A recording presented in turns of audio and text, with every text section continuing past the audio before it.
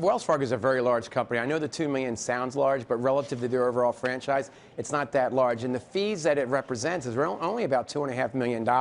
It's a very small, and it's already been reimbursed. So Wells Fargo has already self-policed themselves. They've already took care of this. They got rid of the rogue traders or the rogue brokers that were doing this stuff, and they're already gone. So, you know, this is also, I think, they're a victim of an over-regulatory environment in Washington, D.C. Banks are always an easy target. The regulators found out about this and came after one with a very large fine. But I think after about a week it'll be gone. The spirit of his criticism is that historically it's traded at a premium relative to its peers because it was better at cross-selling, getting its customers to have more products. And the fact that there were so many fake products out there suggests that maybe that wasn't a reality. I mean, he questions the entire business model at this point. You don't? No, I don't. I mean, like, you go back to how many fees do they overcharge the customers? $2.5 million. That's a rounding error for Wells Fargo. It's a rounding error for any of these very large banks. I mean, I would sit there and say, if you looked at any of these banks, you will find some of these, you would find some of the same problems. I mean, you have a very large sales force. Some of those people in those sales forces overstepped their bounds, added those extra accounts. Those accounts have gone now. The money's been reimbursed, and so it's not. They're still one of the best cross sellers out there, and I don't think Wells Fargo is going to back up at all on these cross sells. So no, I don't think the business model at all is in question. I want to take a look at financials overall, Paul, on a day where we're seeing a sell-off at the hint of a Fed rate hike, which would, in theory, help the financials. Are you comfortable in telling investors to be buyers of them right now?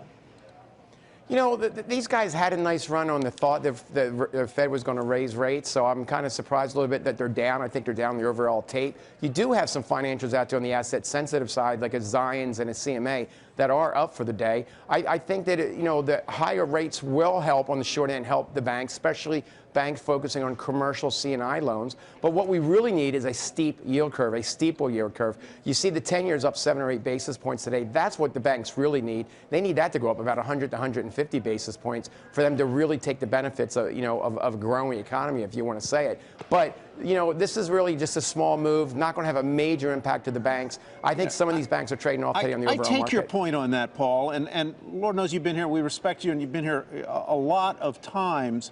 But this is yet another example of banks behaving badly. It may not be material to a company the scale of Wells Fargo, but I don't see how you see this as regulatory overreach, number one, and I'd like to know how you would feel personally if you suddenly found out that your bank was opening an account to generate more fees, an account in your name, creating false credentials to siphon more money from you.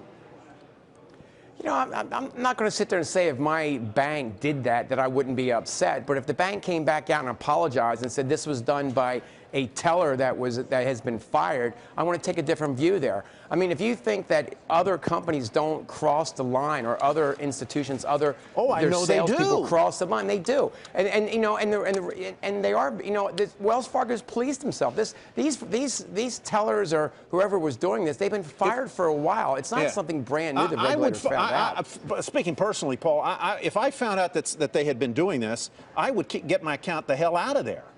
I mean, I don't care whether they fired the people. There was a cultural issue. I bet you will find a lot of that in a lot of banks today. It's not just a Wells Fargo culture issue. Maybe we should look. It's any. I'm sure the regulators are probably looking at this probably more deeply than they than they did. Hey CNBC fans, thanks for checking out our YouTube channel. Here you're going to find videos packed with all of the information that you need to be smarter about your finances. You can subscribe by clicking right here, and click on all the videos around me or the eye right here to watch the latest from CNBC. Thanks for watching.